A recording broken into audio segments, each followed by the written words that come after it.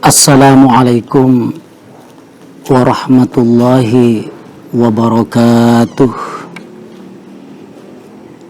Alhamdulillah, wassalatu wassalamu ala rasulillah wa ala alihi wa sahbihi wa man wala. La hawla wa la quwwata illa billah. Qalu subhanaka la ilma lana illa ma 'allamtana innaka antal alimul hakim. Qala rabbi shrah li sadri wa yassir li amri wahlul 'uqdatam min lisani yafqahu qawli.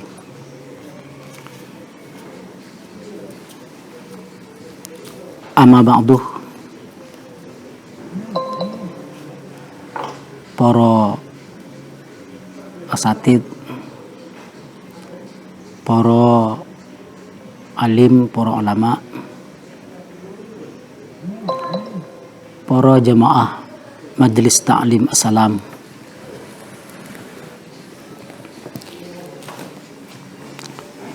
Pada pertemuan kali ini masih seputar Al-Quran dan apa-apa yang berhubungan dengan Al-Quran. Pada pertemuan yang lalu ada beberapa hal terkait dengan Al-Quran telah saya sampaikan walaupun belum sempurna. Untuk melengkapi itu, baiklah pada pagi hari ini para pemirsa, khususnya jamaah Majelis Ta'lim Assalam dan siapapun Anda, para pemirsa di rumah yang mengikuti acara kajian ini,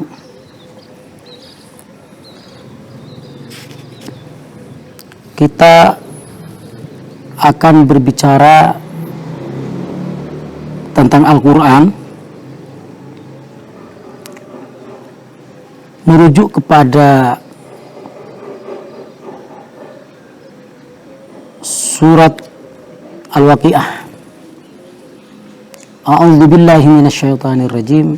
Innahu laqur'anun karim fi kitabim maknun la yamassuhu illal mutahharun.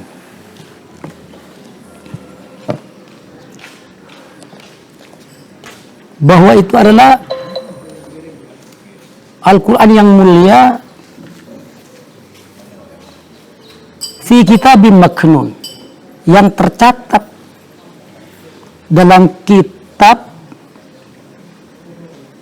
yang tersimpan. Yang dimaksud kitab tersimpan itu adalah mushaf.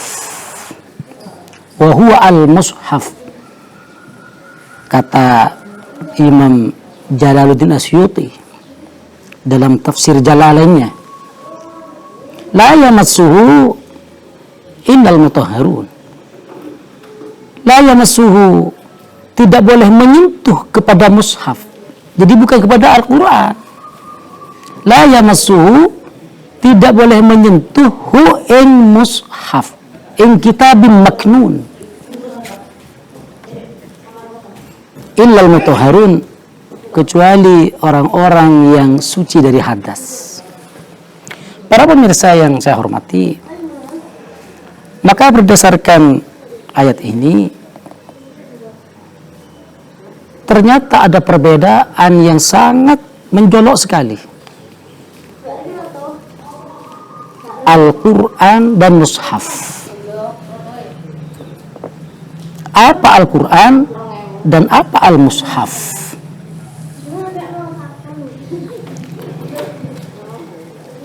Yang selama ini istilah ini dipakai oleh masyarakat tidak boleh menyentuh Al-Quran kalau tak punya wudhu, katanya kan begitu. Ternyata bukan tidak boleh menyentuh Al-Quran. Bagaimana Al-Quran bisa disentuh? Al-Quran itu adalah kalamullah. Jadi Al-Quran adalah dawuhnya Allah. Maka tulisan-tulisan yang ada di dalam kitab Al-Quran, yang kitab mushaf yang dipakai kita ketika membaca Al-Quran itu, Quran itu adalah isinya, dawuhnya. Dawuh itu kan nggak bisa disentuh kan? Bagaimana orang mau menyentuh dawuhnya Allah? Maka yang benar adalah tidak boleh menyentuh mushaf, bukan menyentuh Al-Quran. Karena Al-Quran tak mungkin bisa disentuh secara fisik. Jadi Al-Quran itu adalah dawuh, kalamun qadimun. Sedangkan mushaf adalah menurut kitab Asy-Syamsul Munirah fil masailil fiqhiyah al-multaqatah min iddati kutubis syafi'iyah. Mushaf adalah kullu ma kutiba alaihi al-Qur'an lidirasatihi walau amudan aw lawhan aw nahwahuma. Setiap apa saja yang ditulisin Al-Quran, yang ditulisin dawuh-dawuhnya Allah dengan tujuan lidirasatihi, untuk dipelajari. Jadi apa saja, baik berupa amudan, berupa tembok, berupa lah, berupa papan, berupa kertas, ya, berupa apa saja yang bisa ditulisi. Kalau itu ditulisi ayat-ayat Al-Quran dengan tujuan untuk dipelajari tulisan itu, maka itu namanya mushaf. Sehingga kalau itu yang berupa tembok, berupa papan, yang ada Al-Qur'annya, yang ada tulisan Al-Qur'annya disentuh oleh orang yang tak punya wudu, maka haramlah hukumnya. Karena orang tak punya wudu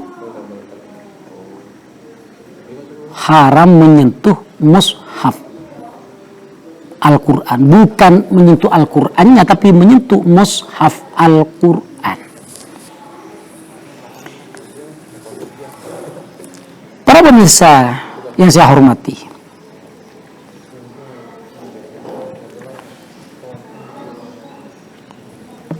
berdasarkan ini semua, maka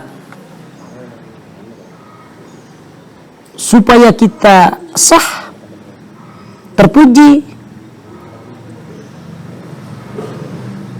untuk bisa memegang dan menyentuh Al-Quran, haruslah al-mutahharun, la yamassuhu illal mutahharun, harus punya wudu. Harus punya wudu.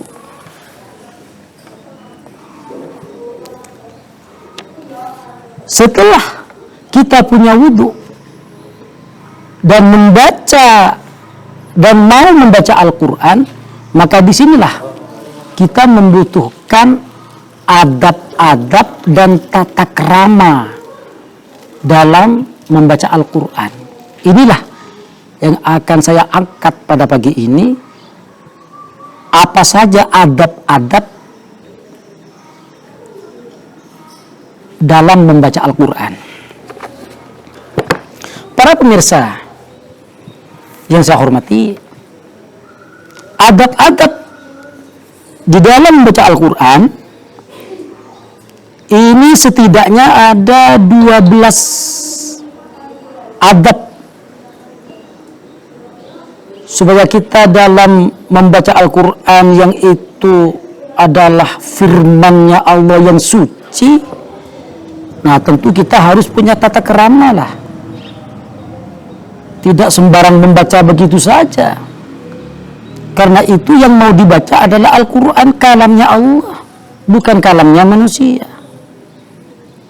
Kita berhadapan dengan yang maha suci dan akan membaca dawuhnya yang maha suci, dan dawuh itu disebut kitab suci. Tentu si pembaca harus suci,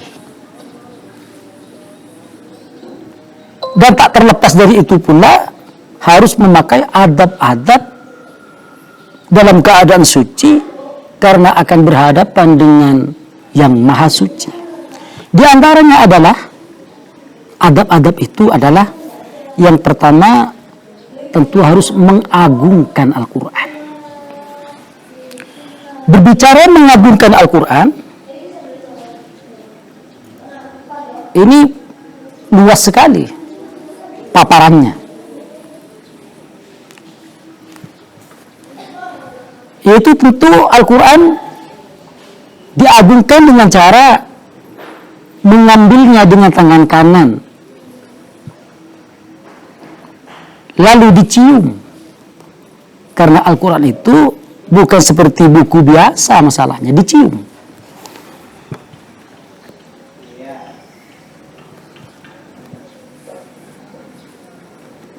Nah, dicium di sini sebagaimana disebutkan di dalam kitab ini, Asy-Syamsul Munirah, mencium Al-Quran.